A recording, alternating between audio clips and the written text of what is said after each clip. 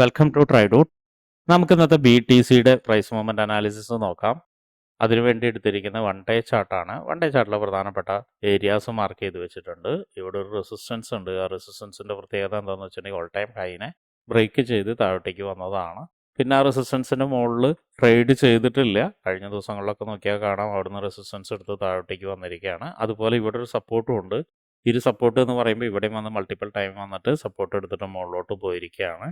അപ്പോൾ ഇത് രണ്ടുമാണ് പ്രധാനപ്പെട്ട വൺ ഡേ ചാർട്ടിലെ ഏരിയാസ്. ഇനി നമുക്ക് 4 ഹവറിൽ പോയിട്ട് മറ്റെന്തെങ്കിലും കീ ഏരിയാസ് ഉണ്ടോ എന്നുള്ളത് നോക്കാം. 4 ഹവറിൽ പോകുമ്പോൾ നമുക്ക് കറൻ്റ്ലി ഉള്ള ഒരു കീ ഏരിയ എന്ന് പറയുന്നത് ഇത് തന്നെയാണ്. വളരെ സ്ട്രോങ് ആയിട്ട് ആക്ട് ചെയ്യുന്ന അല്ലെങ്കിൽ ചെയ്തേക്കാവുന്ന ഒരു ഏരിയയാണ് ഈ ഒരു കീ ഏരിയ. പിന്നെ താഴോട്ടേക്ക് ഇറങ്ങുന്ന സമയത്ത് മറ്റൊരു ഏരിയ എന്ന് പറയുന്നത് ഇവിടെയാണ്. ഇവിടെ ഒരു ബ്രേക്ക് തന്ന ഒരു ഏരിയയാണ്. ഈ ഒരു ഏരിയയിലേക്ക് മാർക്കറ്റ് ഒരു പക്ഷേ സപ്പോർട്ട് എടുക്കാൻ വന്നേക്കാം. അതിൻ്റെ താഴെ വീണ്ടും ഒരു സപ്പോർട്ട് ഏരിയ കൂടി ഉണ്ട്. അത് ചെറിയ ടൈം ഫ്രെയിമിലേക്ക് പോകുന്ന സമയത്ത് കുറച്ചുകൂടി കൃത്യമായിട്ട് മനസ്സിലാവും. അതിൻ്റെ താഴെ മറ്റൊരു സപ്പോർട്ട് ഏരിയയും കൂടി ഉണ്ട്. ഇതാണ് ആ ഒരു സപ്പോർട്ട് ഏരിയ. അതിനെയും മാർക്ക് ചെയ്യുന്നുണ്ട്. അതിന് മുകളിലൊരു ഇംബാലൻസ് ഉണ്ട് 4 ഹവറിൻ്റെ. ഇത്രയാണ് 4 ഹവറിൻ്റെ ഇമ്പോർട്ടൻ്റ് ആയ ഏരിയാസ് കാണിക്കുന്നത്. ഇനി നമുക്ക് 1 ഹവറിൽ പോയിട്ട് പ്രധാനപ്പെട്ട മറ്റെന്തെങ്കിലും ഏരിയാസ് ഉണ്ടോ എന്നുള്ളത് നോക്കാം. 1 ഹവറിൽ വരുന്ന സമയത്ത് മുകളിൽ നിന്ന് നോക്കുന്ന സമയത്ത് തന്നെ ഒരു പ്രധാനപ്പെട്ട ഏരിയ എന്ന് പറയുന്നത് ഇതൊരു നല്ലൊരു ഏരിയ ആണ്. ഇതിൻ്റെ പ്രത്യേകത ഇതൊരു റെസിസ്റ്റൻസ് ഏരിയ ആണ്. ഇതിനെ മാർക്ക് ചെയ്തിടുന്നുണ്ട്. ഇനി താഴോട്ടേക്ക് വരുന്ന സമയത്ത് 1 ഹവറിൽ പ്രധാനപ്പെട്ട മറ്റ് ഏരിയകൾ ഈ നേരത്തെ വരച്ച 4 ഹവറിൻ്റെ ഏരിയാസ് തന്നെയാണ്. ഇപ്പോൾ നിലവിൽ വേറെ ഏരിയാസ് ഒന്നും കാണുന്നില്ല.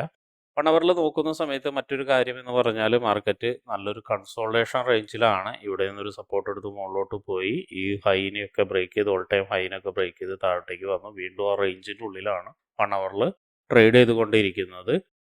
അപ്പോൾ BTC കഴിഞ്ഞ കുറച്ച് ദിവസമായിട്ട് ആ ഒരു റേഞ്ചിൻ്റെ ഉള്ളിൽ തന്നെ നിലനിൽക്കുന്നത് കൊണ്ട് തന്നെ ഒരു വലിയ ട്രേഡുകളൊന്നും കിട്ടിയിട്ടില്ല. എനിവേ ഇപ്പോൾ റേഞ്ച് ബ്രേക്ക് ചെയ്യാതെ വലിയ ട്രേഡ് കിട്ടുമെന്നും തോന്നുന്നില്ല. എനിവേ എന്തായാലും നമുക്ക് 15 മിനിറ്റ്സിലോട്ടൊന്ന് പോയി നോക്കാം. 15 മിനിറ്റ്സിലോട്ട് പോയിട്ട് മറ്റെന്തെങ്കിലും ചാൻസ് ഉണ്ടോ എന്നുള്ളത് നോക്കാം. 15 മിനിറ്റ്സിലോട്ട് പോകുന്ന സമയത്ത് ഈ ഒരു ട്രെൻഡ് ലൈൻ ബ്രേക്കൗട്ട് സംഭവിച്ചിട്ടുണ്ട്. ബ്രേക്കൗട്ട് സംഭവിച്ചിട്ട് റീടെസ്റ്റും വന്നിട്ടുണ്ട്. അതുമാത്രമല്ല നമുക്ക് മറ്റെന്തെങ്കിലും കീ ഏരിയാസ് ഉണ്ടോ എന്ന് ആദ്യം നോക്കാം. 15 മിനിറ്റ്സിലോട്ട് വരുന്ന സമയത്ത് ഒരു കീ ഏരിയ എന്ന് പറയുന്നത് ഇതൊരു കീ ഏരിയയാണ്. ഈ ഒരു ഏരിയ വളരെ സ്ട്രോങ് ആയിട്ടുള്ള റെസിസ്റ്റൻസ് ഏരിയ ആണ്. അപ്പോൾ അതുകൊണ്ട് മാർക്ക് ചെയ്യുന്നുണ്ട്. ഇനി താഴോട്ടേക്ക് വരുന്ന സമയത്ത് നേരത്തെ നമ്മൾ വരച്ച 1 ഡേയുടെ 4 ഹവറിൻ്റെ അതുപോലെ 1 ഹവറിൻ്റെ ഒക്കെയുള്ള നല്ലൊരു സ്ട്രോങ് ആയിട്ടുള്ള ഏരിയ ആണ് ഇവിടെ.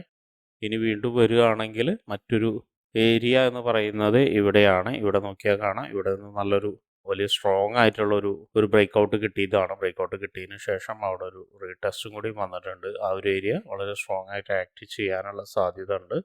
ബാക്കിയെല്ലാ മറ്റുള്ള ടൈം ഫ്രെയിമിൽ വരച്ച പോലെ തന്നെയാണ്. ഇതിനൊരു സപ്പോർട്ട് ഏരിയ ആയിട്ടാണ് എടുക്കുന്നത്. ഇത്രയാണ് 15 മിനിറ്റ്സിൽ കാണുന്നത്. 15 മിനിറ്റ്സിൽ ഇത്രയാണെങ്കിൽ പോലും ഇനി അതിൻ്റെ എൻട്രി സാധ്യതകളൊന്ന് നമുക്ക് പരിശോധിക്കാം എങ്ങനെയാണെന്നുള്ളത്. 15 മിനിറ്റ്സിൽ കറൻ്റ്ലി ഒരു സെല്ലിംഗ് പ്രഷറിലാണ് ഇപ്പോൾ നിൽക്കുന്നത്. അത് ഓൾറെഡി ഇവിടെ വന്ന് ബ്രേക്ക് ചെയ്ത് ഒരു റീടെസ്റ്റും കഴിഞ്ഞിട്ടുണ്ട്. റീടെസ്റ്റും കഴിഞ്ഞിട്ടാണ് മാർക്കറ്റ് താഴോട്ടേക്ക് വരുന്നത്. റീടെസ്റ്റ് കഴിഞ്ഞ ഏരിയനെ റെസിസ്റ്റൻസ് ആയിട്ട് എടുക്കുന്നുണ്ട്. അപ്പോൾ ഇത്രയാണ് 15 മിനിറ്റ്സിലുള്ള പ്രധാനപ്പെട്ട ഏരിയാസ് എന്ന് പറയുന്നത്. ഇനി 15 മിനിറ്റ്സിലെ ഒരു സെൽ എൻട്രി എവിടം വരെ വരുമെന്ന് പറഞ്ഞാൽ നിയറസ്റ്റ് പ്ലേസായ ഇവിടം വരെ എത്താനുള്ള ഒരു സാധ്യത കാണുന്നുണ്ട്. ഇനി അത് ബ്രേക്ക് ചെയ്ത് കഴിഞ്ഞാൽ ഇതും കൂടി ബ്രേക്ക് ചെയ്ത് കഴിഞ്ഞാൽ ഒരുപക്ഷെ ഇവിടെ നിന്ന് ഇവിടേക്ക് എത്താം. ഇവിടേക്ക് എത്തിക്കഴിഞ്ഞ് കഴിഞ്ഞാൽ നല്ലൊരു കൺഫർമേഷനോട് കൂടിയിട്ട് നമുക്കൊരു എൻട്രി സാധ്യത കാണുന്നുണ്ട്. അങ്ങനെ എൻട്രി സാധ്യത കിട്ടുമ്പോഴും ശ്രദ്ധിക്കേണ്ട കാര്യം ഇതൊരു ഹയർ ടൈം ഫ്രെയിമിൻ്റെ സപ്പോർട്ടായിട്ടാണ് ഇപ്പോൾ ആക്ട് ചെയ്യുന്നത്. ഒരുപക്ഷെ ഇവിടുന്ന് കിട്ടുന്ന എൻട്രി സാധ്യത ഇവിടം വരെ വന്ന് വീണ്ടും താഴോട്ടേക്ക് ഇറങ്ങാൻ സാധ്യത കാണുന്നുണ്ട്. അങ്ങനെയാണെങ്കിൽ അടുത്ത സപ്പോർട്ടുകൾ അതുപോലെ ഇംബാലൻസ് വീണ്ടുമുള്ള സപ്പോർട്ട് അവിടെയൊക്കെ ടാർഗറ്റ് കിട്ടാനുള്ള സാധ്യതയും കാണുന്നുണ്ട്. പക്ഷെ ഒരു ക്വിക്ക് മൂവ് ആവാൻ പെട്ടെന്ന് തോന്നുന്നില്ല. ഒരു ക്വിക്ക് മൂവ്മെൻറ്റിൽ ഇതെല്ലാം സംഭവിക്കുന്നു പെട്ടെന്ന് തോന്നുന്നില്ല. അപ്പോൾ അതൊന്ന് എല്ലാവരും ശ്രദ്ധിക്കുന്നത് നന്നായിരിക്കും.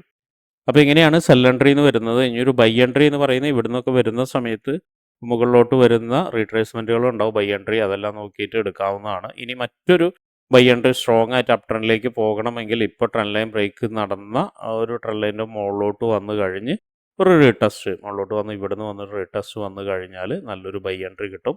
അങ്ങനെ ബൈ എൻട്രി കിട്ടുകയാണെങ്കിൽ ഓൾ ടൈം ഹൈ വീണ്ടും ബ്രേക്ക് ചെയ്യാനുള്ള സാധ്യത കാണുന്നുണ്ട്. അപ്പോൾ ഇതൊക്കെയാണ് BTCയിലുള്ള സെൽ ആൻഡ് ബൈ എൻട്രീസ്.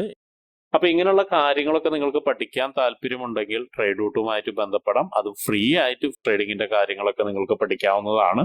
അതിനു വേണ്ടിയിട്ട് ഈ വീഡിയോയുടെ ഡിസ്ക്രിപ്ഷനിൽ ഗൂഗിൾ ഫോം കൊടുത്തിട്ടുണ്ട്. ആ ഗൂഗിൾ ഫോം കൃത്യമായി വായിച്ച് അതിലുള്ള കണ്ടീഷൻസ് ഒക്കെ ഓക്കെ ആണെങ്കിൽ മാത്രം ഫിൽ ചെയ്യുക. അതോടൊപ്പം തന്നെ ഡിസ്ക്രിപ്ഷനിലുള്ള വാട്സപ്പ് ചാനലിൽ നിങ്ങൾക്ക് ജോയിൻ ചെയ്യാവുന്നതാണ്. അവിടെ ട്രേഡ് റൂട്ടിന്റെ അപ്ഡേറ്റ്സ് ലഭിക്കുന്നതാണ്. അപ്പോൾ എല്ലാവർക്കും ഇന്നൊരു പ്രോഫിറ്റബിൾ ഡേ ആവട്ടെ എന്ന് ആശംസിക്കുന്നു.